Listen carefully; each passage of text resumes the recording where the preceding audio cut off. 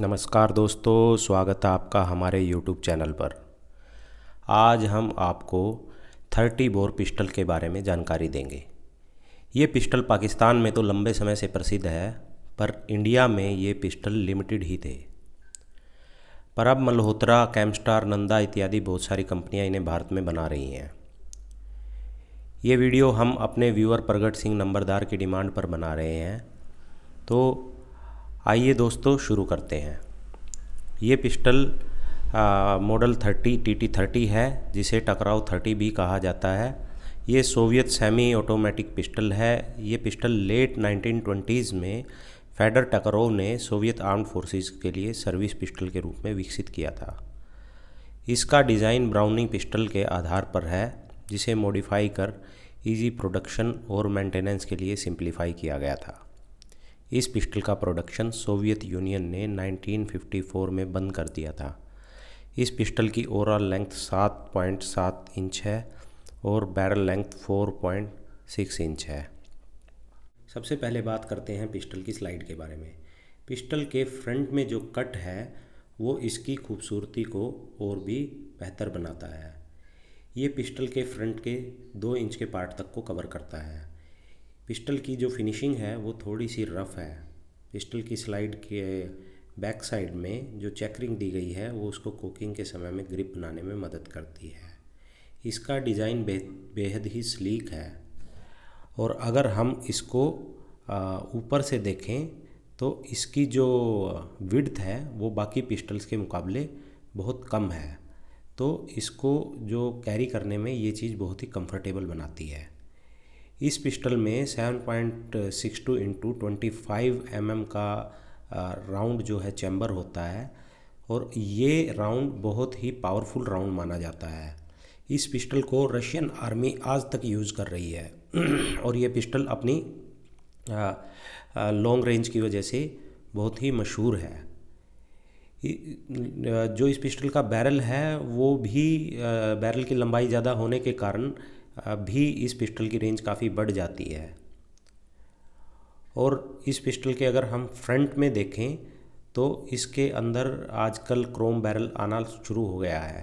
पहले की पिस्टल्स में क्रोम बैरल हमें देखने को नहीं मिलता था। बाकी फ्रंट से भी इस पिस्टल की लुक कुछ या बहुत कुछ कहें तो 1911 के सिमिलर ही हमको दिखती है। अगर हम इसको बैक साइड से देखें तो बैक साइड से ये जो हैमर का स्लॉट है, हैमर का स्लॉट भी कुछ 1911 पिस्टल जैसा दिखता है। बाकी अगर इसकी बैक साइड देखें तो इसकी बैक साइड फिक्स आती है, जो एक हमें अच्छी साइड पिक्चर एमिंग के टाइम में प्रोवाइड करती है।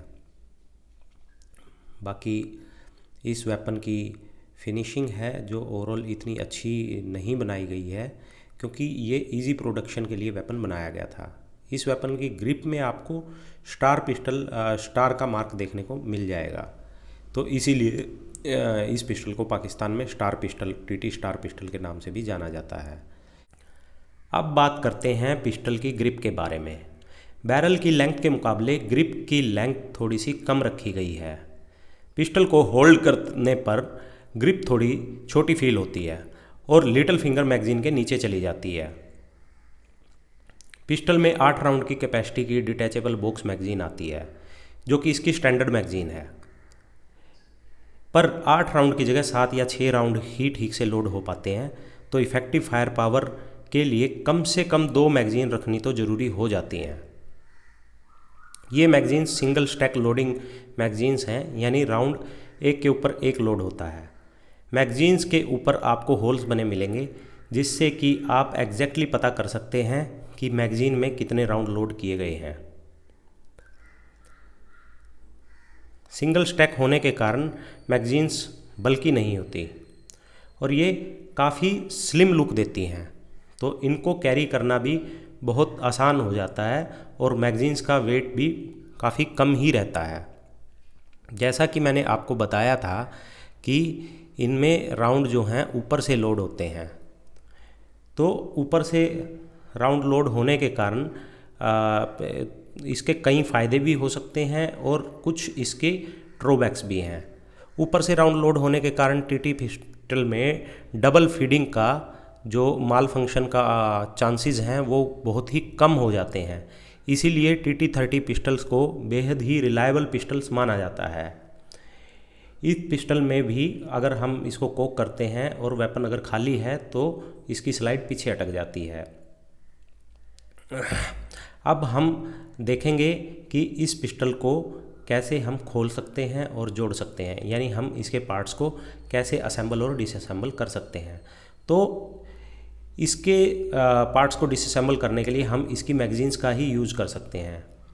तो मैगजीन का यूज करके हम इसकी जो है स्लाइडर पिन को निकाल लेंगे और इसके बाद इसका स्लाइडर इजीली बाहर आ जाता है। इसका जो डिज़ाइन है काफ़ी इजी रखा गया है। इजीली हम इसका स्प्रिंग और फिर इसके बाद इसके बैरल को इसमें से डिसअसेंबल कर सकते हैं। आप देख सकते हैं कि इसका बैरल कितना शानदार बनाया गया है। इसके बैरल में हल्का सा ये लगाइए कि हम इसको बुल बैरल भी बोलते हैं। हल्का सा बुल बैरल का डिज़ाइन इसके बैरल का दिया गया है। चैम्बर की साइड से बैरल को थोड़ा सा मोटा रखा गया है, हैवी रखा गया है और सामने के बैरल को थोड़ा स्लीक रखा गया है, जिससे पिस्टल का वेट भी काफ़ी कम हो जाता है और बैरल का वेट थोड़ा कम हो जाता है। और आप बैरल के अंदर देख सकते हैं कि इसकी फिनिशिंग कितनी बेहतर है। अंदर से इसकी क्रूइंग बहुत बेहतर है, जो कि इसको लॉन्ग रेंज प्रोवाइड करने में काफ़ी हेल्पफुल जो है साबित होती है। अगर बैरल की लेंथ देखें तो मैंने आपको पहले भी बताया कि बैरल की लेंथ 5.5 इंचज़ है और स्लाइड में ये बैरल एकदम फिट बैठता है। लेकिन अगर आप दर्रा मेड पिस्टल देखेंगे जो पाकिस्तान के आते हैं और हमारे जो इंडियन आर्मी के पास मिलिटेंटों के सीज वेपन होते हैं और उन वेपन्स को फिर ऑफिसर ओन करते हैं और वो फिर मार्केट में भी आ जाते हैं, तो उनमें ये बैरल आप दर्रा मेड पिस्टल्स में देखेंगे तो ये बैरल उतना फिट नहीं बैठेगा जितना फिट ये कंपनी मेड पिस्टल्स में बैठता है। जो बैरल में जो आप देख रहे हैं कि जो लग्स दिए गए हैं, ये लग्स बैरल में स्लाइड के साथ एकदम फिट बैठ जाते हैं, जो कि फायर होते टाइम बैरल के मोशन को स्लाइड के अंदर चेक करते हैं, यानी उसको कॉम्पैक्ट रखते हैं और फायर जो होता है वो काफ़ी एक्यूरेट हो जाता है इस टेक्नोलॉजी की वजह से। वेपन का जो स्लाइड है वो काफ़ी स्लीक रखा गया है और अंदर से हम देख सकते हैं कि ये काफ़ी इजी है। मतलब आप देखेंगे कि इस पिस्टल को पाकिस्तान में इसलिए भी बहुत ज़्यादा बनाया गया है क्योंकि इस पिस्टल की मैन्युफैक्चरिंग जो है वो काफ़ी इजी है। इजीली इसको इसका क्लोन बहुत इजीली तैयार किया जा सकता है, बहुत ही कम वर्किंग पार्ट के साथ इसको बनाया गया है पिस्टल को, ताकि इसको इजीली प्रोडक्शन और इजीली मैन्युफैक्चरिंग इसकी की जाए। और इसी के साथ इस पिस्टल को मेंटेन करना भी काफ़ी इजी हो जाता है। तो ये हम आपको इसका स्लाइडर अंदर से दिखा रहे हैं। आप इसकी इजीली वो मैन्युफैक्चरिंग आप इसकी देख सकते हैं।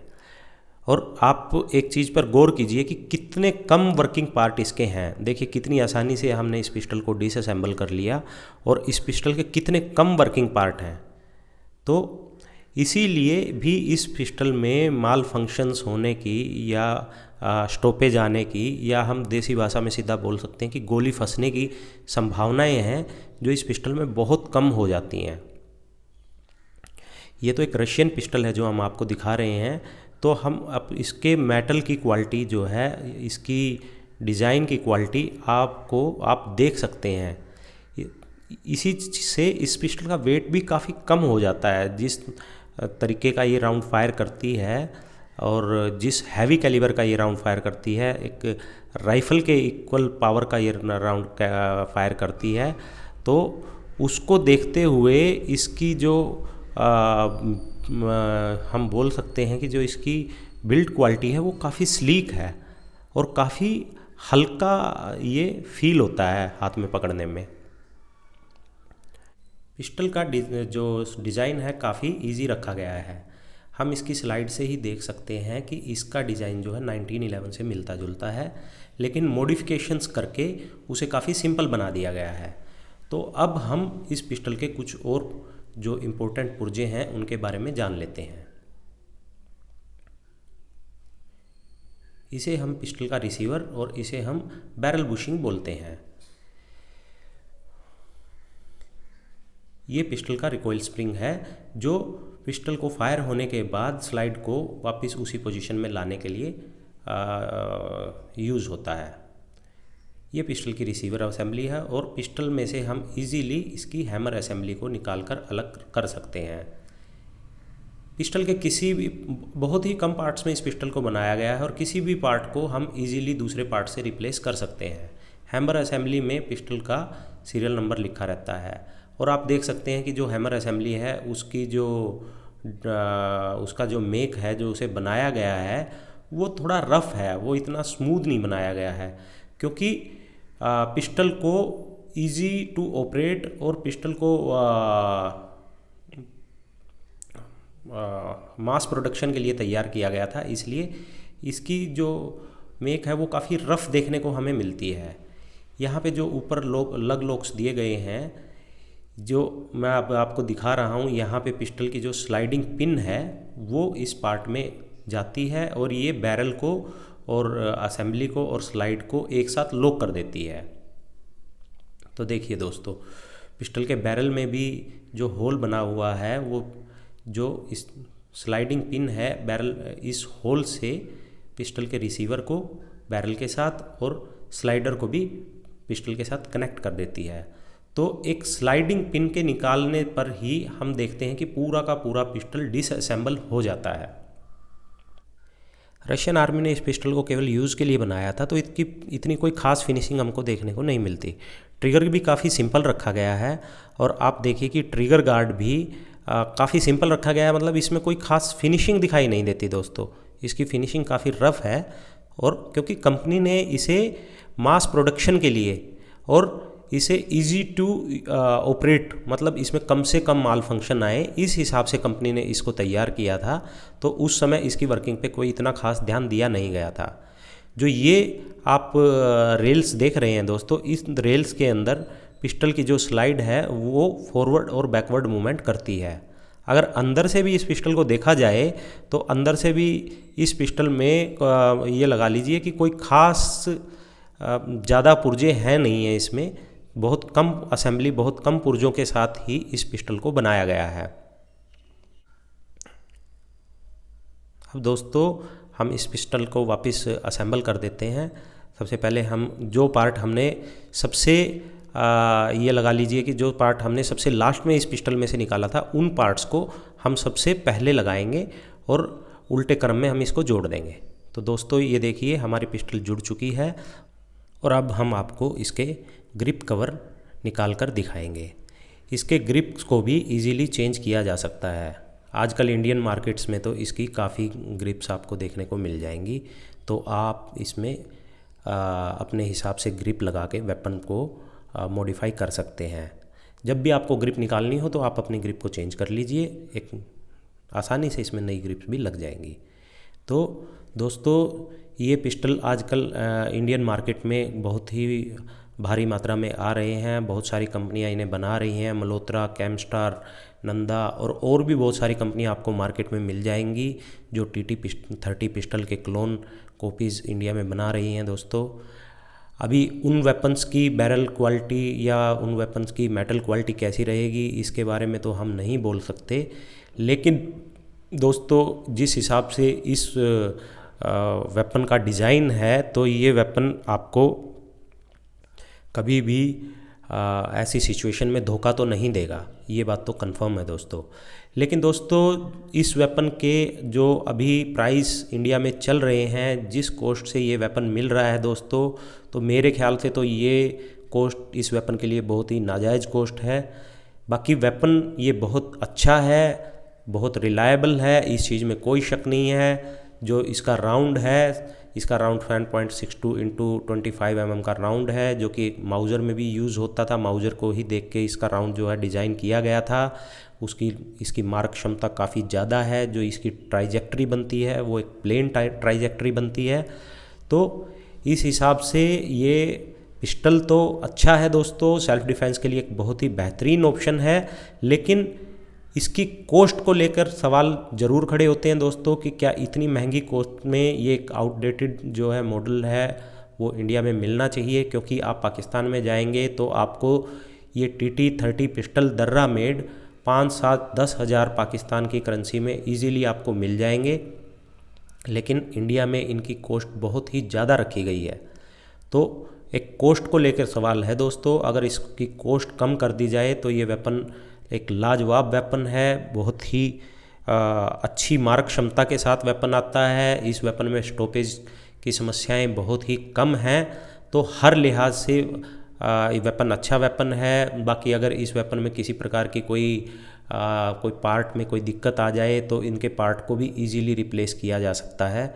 हर प्रकार की फैसिलिटी इस वेपन में है दोस्तों, इस चीज़ से मना नहीं किया जा सकता। हाँ, एक इसकी जो राउंड की कैपेसिटी है वो राउंड की कैपेसिटी थोड़ी सी कम है। लेकिन आजकल तो इसके साथ एक्सटेंडेड मैगजीन्स भी आ रही हैं, तो वो भी अब एक कोई बड़ी समस्या नहीं है। बाकी आजकल जो इंडियन मार्केट में आ रहे हैं वेपन, तो उनकी फिनिशिंग में भी कुछ सुधार करके दिया जा रहा है, वो एक अलग चीज़ है। इसकी रिलायबिलिटी इतनी ज़्यादा है, इसकी रेंज इतनी इसकी मार है, रेंज है, वो इतनी ज़्यादा है कि आज भी जो मिलिटेंट ग्रुप्स हैं वो आज भी इस वेपन को प्रेफर करते हैं। जैसे कि AK-47 को प्रेफर करते हैं, ऐसे ही इस वेपन को भी प्रेफर करते हैं, क्योंकि बहुत कम मेंटेनेंस के साथ काफ़ी टफ कंडीशंस में इस वेपन को यूज़ किया जा सकता है। इसकी जो मैगजीन्स हैं वो भी इसमें बहुत ही इजीली माउंट हो जाती हैं, इजीली लोड हो जाती हैं। और ऑपरेशन काफ़ी इजी है इस वेपन का। इस वेपन को सीखना, इस वेपन को चलाना सीखना, इस वेपन को हैंडल करना इतना कोई मुश्किल नहीं है। बस एक इसमें ये लगा लीजिए कि सेफ्टी नहीं आती। लेकिन आजकल जो पिस्टल इंडियन मार्केट में आ रहे हैं, इंडियन मेड पिस्टल आ रहे हैं, उनमें सेफ्टी का ऑप्शन भी देखने को मिल जाता है। तो वैसी कोई समस्या अभी इसमें है नहीं है दोस्तों। तो इसी के साथ आपको मेरा ये वीडियो कैसा लगा हमें कमेंट सेक्शन में ज़रूर बताएं, और अगर आपकी कोई डिमांड हो तो वो भी हमें बताएं। धन्यवाद दोस्तों। जय हिंद, जय